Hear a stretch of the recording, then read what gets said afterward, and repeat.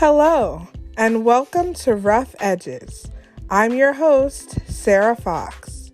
In this podcast, I will guide you through my faith and mental health journey to dispel the stigma surrounding mental illness and to create a voice for those who wish to discover more about these topics. This podcast will not only shed light on mental health issues, but will also reveal the intersection between faith and mental illness. I pray that these themes will bring growth and healing to our communities.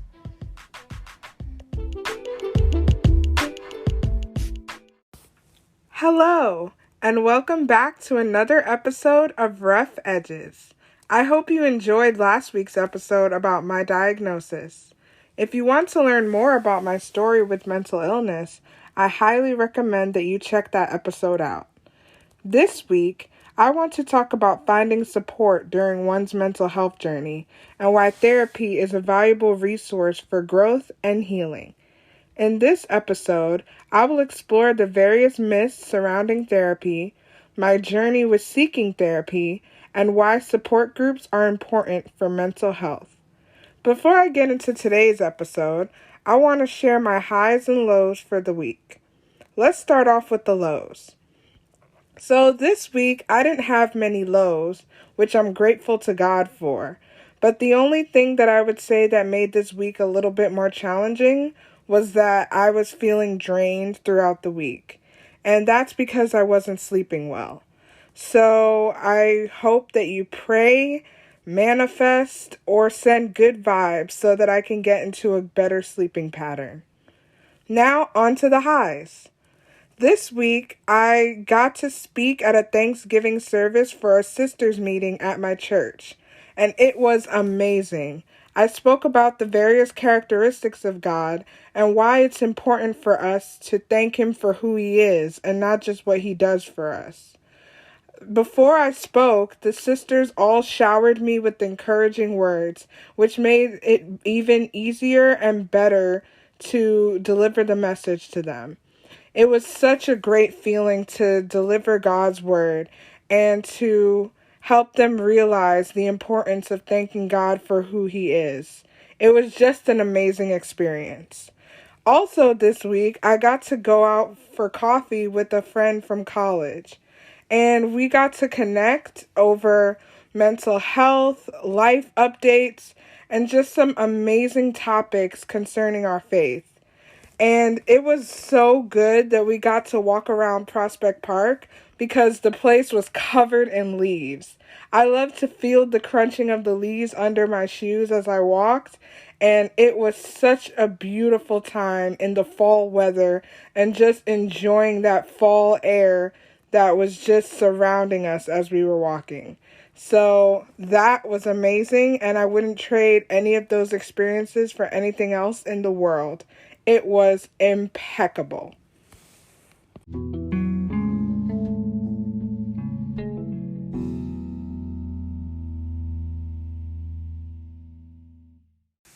Let's explore 5 myths about therapy. These myths come from an article by Psychology Today, and it talks about the most widely held views about therapy and the stigma surrounding it. Myth number 1. Therapists sit behind desks taking notes while you lie on a couch. This myth reminds me of the movie Joker, where the main character, Arthur Fleck, was in his therapy session, and his therapist was sitting behind a desk taking notes on his behavior. And the office was in disarray. There were books and papers everywhere. The desk was totally cluttered with files, and it just looked like a very unwelcoming, a very cold place to be. And this depiction couldn't be further from the truth. Most therapy offices, at least the ones that I've been to, are very cozy. It creates a very welcoming atmosphere so you can feel like you can open up with your therapist. Mostly, you are just sitting in front of the therapist, either on the couch or on a chair, and you don't lie down and, talk about your problems, but you sit in front of the therapist. So it's like you're going out for coffee or you're having a conversation with them. So this myth doesn't really depict the actual atmosphere in which therapists reside with their clients. Myth number 2. Psychotherapy is mostly just talk.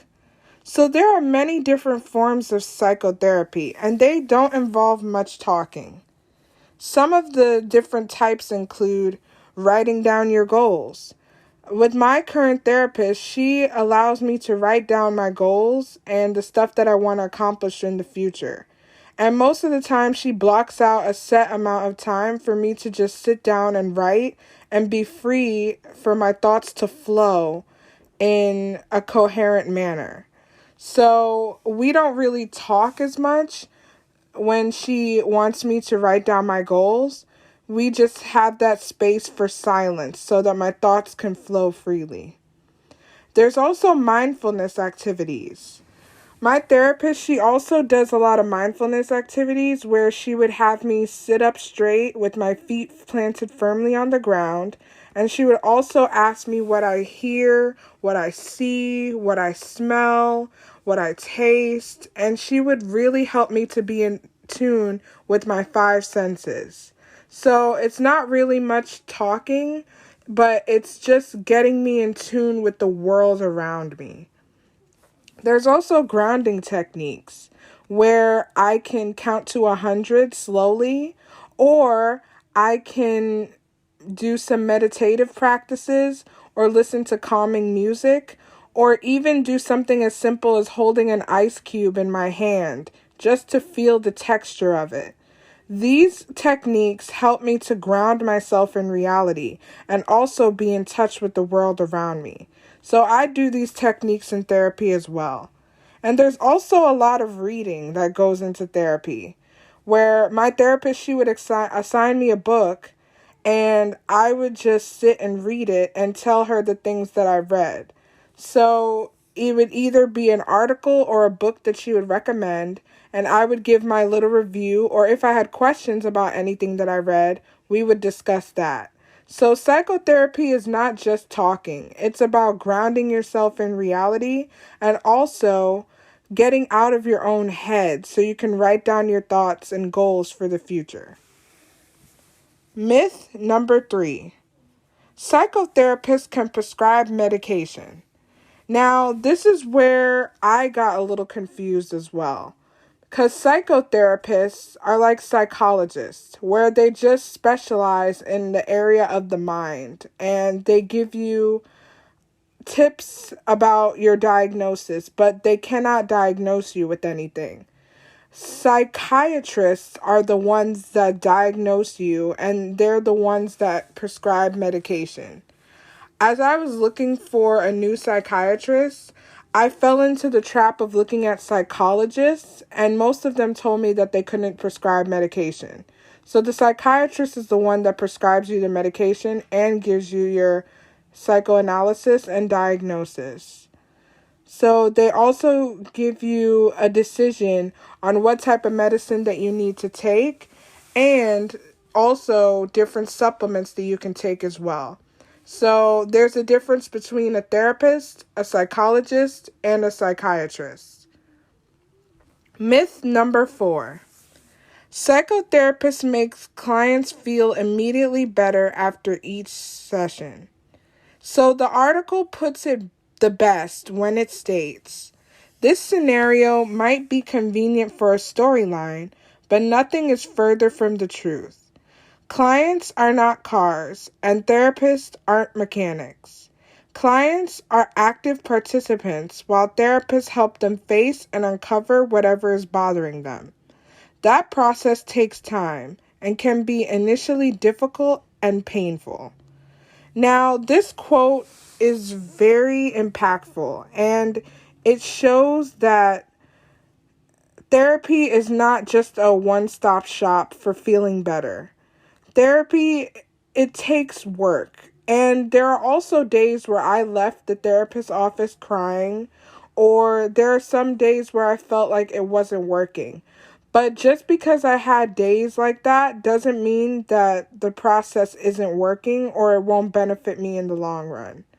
So there is work to be done, and you have to be willing to do the work. You can't just go to one session and then feel like you're on cloud nine and expect that to be the outcome of every single session. You have to go and do the work, and even if you have a bad day and you leave the office feeling worse than you walked in, that's a sign of you getting to the heart of the issue and getting more transformational healing.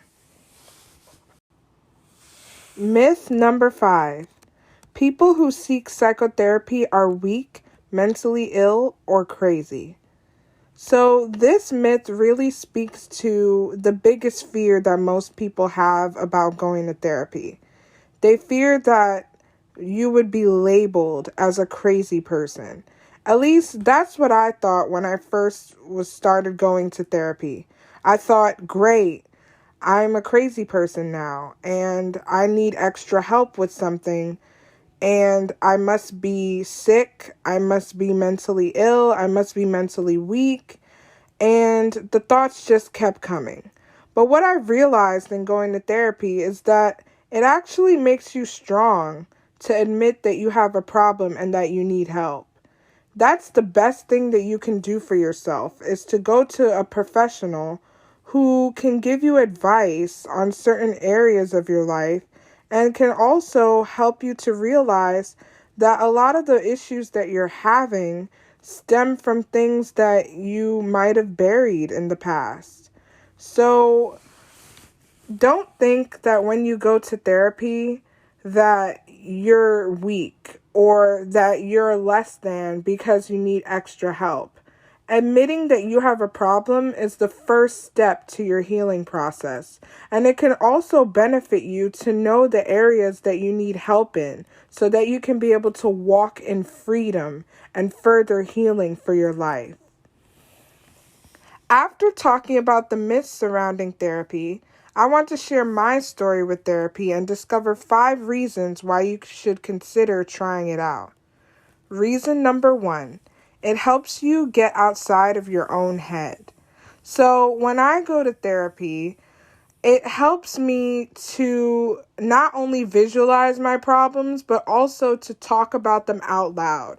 And usually when I say a thought out loud or I write it down, it becomes apparent to me that these thoughts are just that. They're just thoughts. And that they can be changed and they can be shaped to help me think more positively and to find adequate solutions to the problems that I have.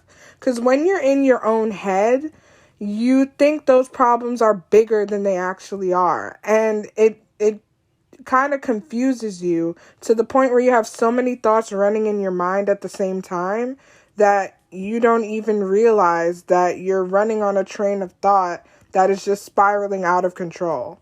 So when you talk about your problems and say things out loud, it gives you a greater perspective on the issue and can help you tackle it in the best way possible. Reason number 2, it's very versatile. So I've experienced many forms of therapy. I had therapy when I was in college. I had therapy online.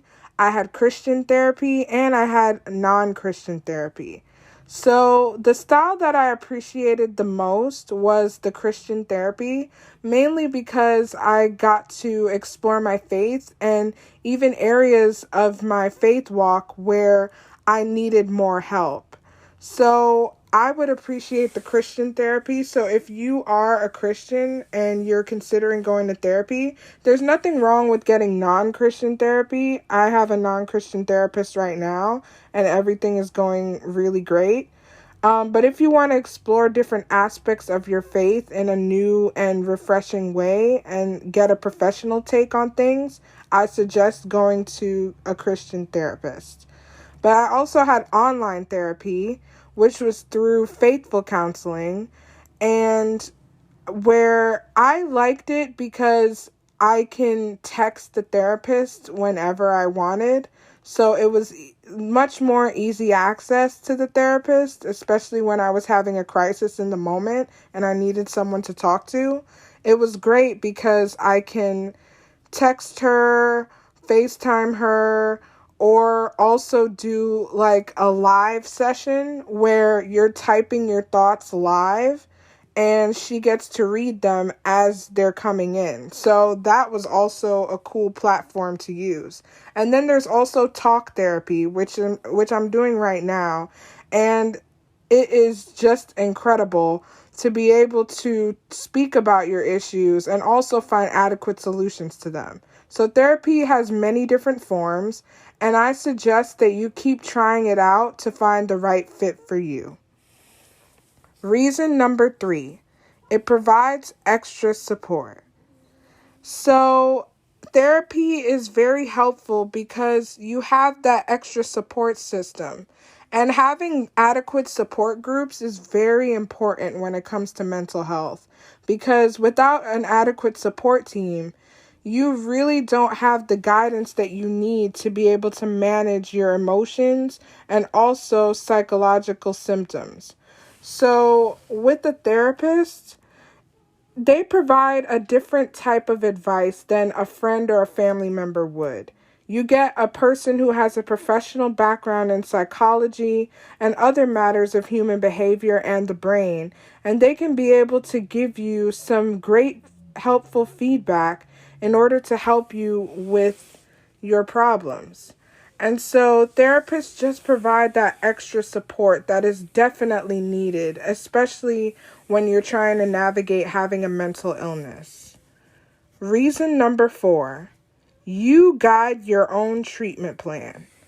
So my current therapist, the greatest thing about it is she allows me to really shape the type of treatment that I get.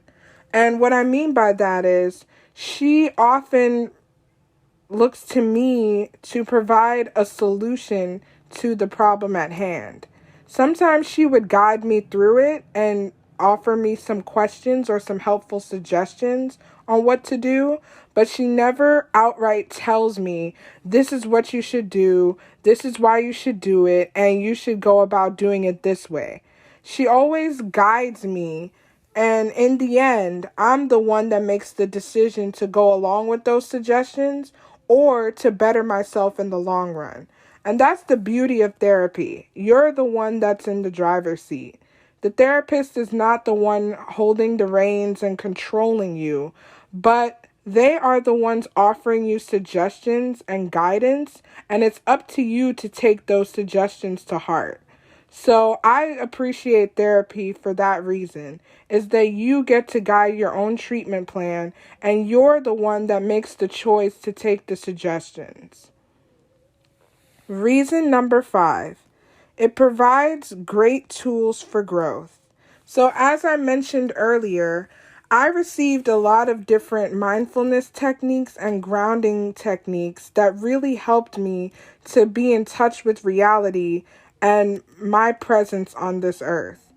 And I also highly recommend that you look up like different grounding techniques. So whenever you're feeling anxious or scared or even depressed, you can use those techniques to bring you back to the present and appreciate the world around you. And so those types of techniques definitely worked for me. So in discovering the myths and the reasons about therapy, I hope that you would consider at least trying it out and to see if you can also get the adequate help and support that you need. No man is an island. We all need adequate support groups to help us walk in our healing. Thank you for listening to today's episode about therapy. Tune in every week for more empowering episodes on Rough Edges.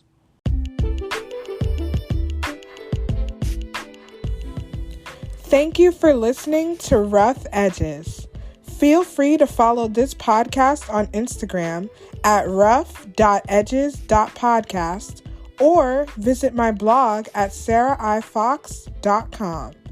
If you have any questions or further suggestions on how to make this podcast grow, you can email at rough.edges.podcast@gmail.com. Thanks again for listening and have a wonderful day.